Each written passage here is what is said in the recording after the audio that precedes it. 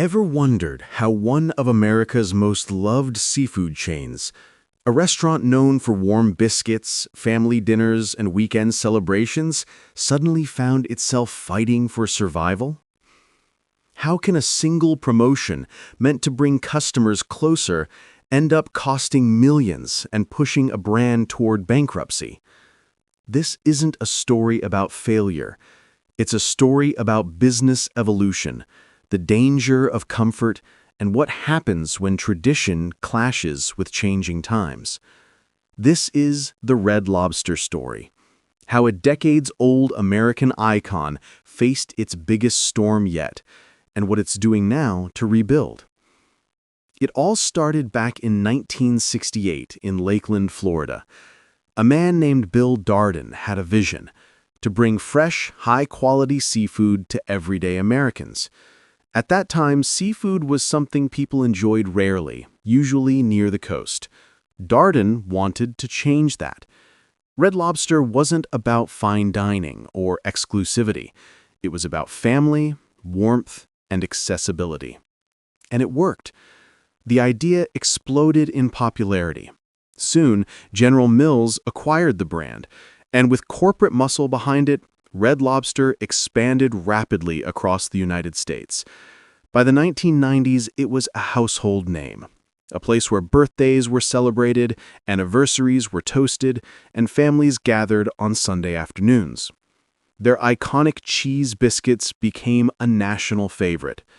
The interiors, with nautical decor, dim lighting, and the smell of butter and garlic, felt familiar and comforting.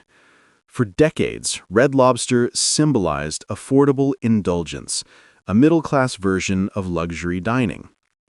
But here's the tricky thing about success. It breeds stability, and stability often resists change.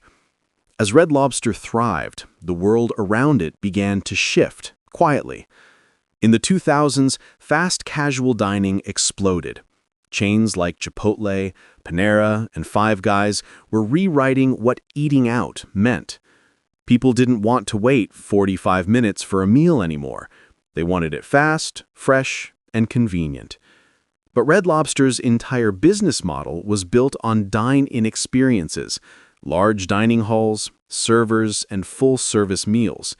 That meant high operating costs, rent, utilities, wages, and inventory that had to be fresh every day. As customer behavior evolved, Red Lobster's structure didn't. The company continued running at full scale even as foot traffic began declining. It wasn't an immediate fall, it was a slow, quiet erosion.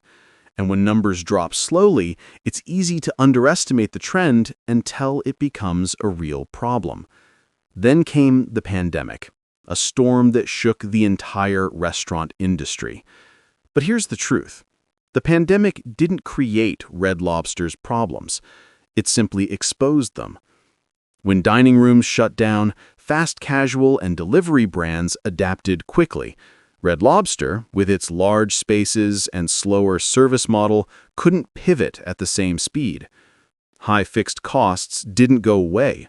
Rent still had to be paid. Employees still needed salaries.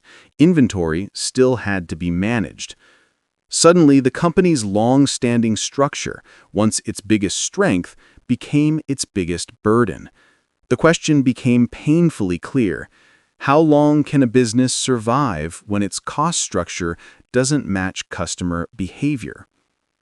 In 2023, Red Lobster launched one of its most ambitious promotions yet, Ultimate Endless Shrimp. It was originally a limited time deal.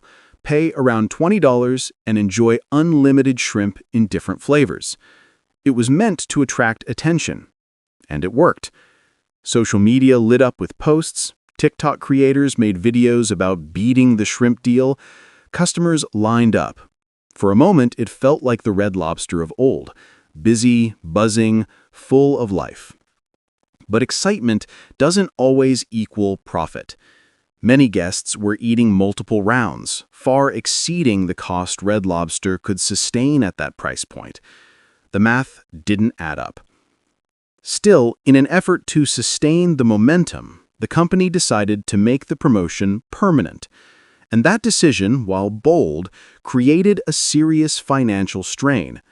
According to bankruptcy filings, the endless shrimp deal contributed to roughly $11 million in losses. It wasn't because of greed or bad intentions. It was a strategic gamble that didn't fit the economic reality. A marketing win became a financial challenge. But the endless shrimp story was just the visible part of a deeper issue. Behind the scenes, Red Lobster's main shrimp supplier, Thai Union, wasn't just a vendor. It also owned a significant share of the company. That created a potential conflict of interest. When a supplier also has influence on strategic decisions, it can blur the line between what's best for operations and what's best for supply agreements. Meanwhile, another storm was brewing: real estate. Most Red Lobster locations weren't owned, they were leased. And these leases were old, long-term, and expensive. Even as foot traffic declined, the rent didn't. Think about it. When you're paying high rent for massive dining halls, but serving fewer customers, every month becomes a little harder to balance. That's exactly what happened. Costs rose, revenue slipped, and the gap between income and expenses widened. By 2024, the situation reached a tipping point. Labor costs went up, ingredient prices surged due to inflation, and cash flow started tightening. In a single year, Red Lobster reported a $76 million loss.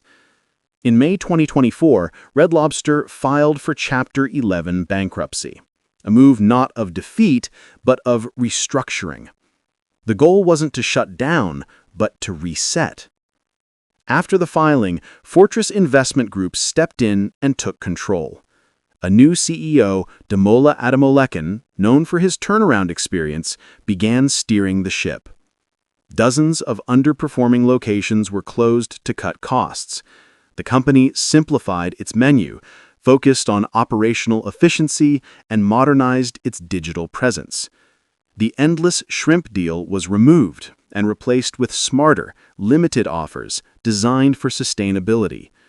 The focus shifted back to quality, efficiency, and profitability, not just popularity.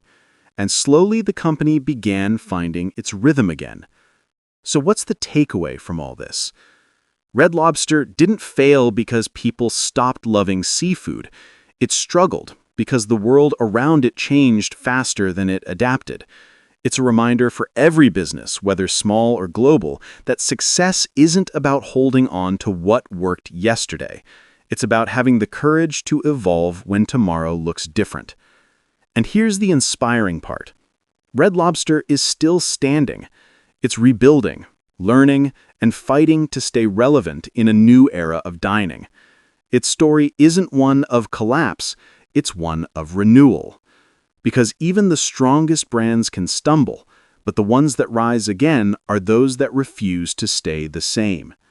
So next time you see that familiar Red Lobster sign, remember, behind every iconic brand lies a story of resilience, reinvention, and lessons that go beyond the menu. That's the real legacy of Red Lobster. Not the shrimp, not the losses, but the comeback that's still being written.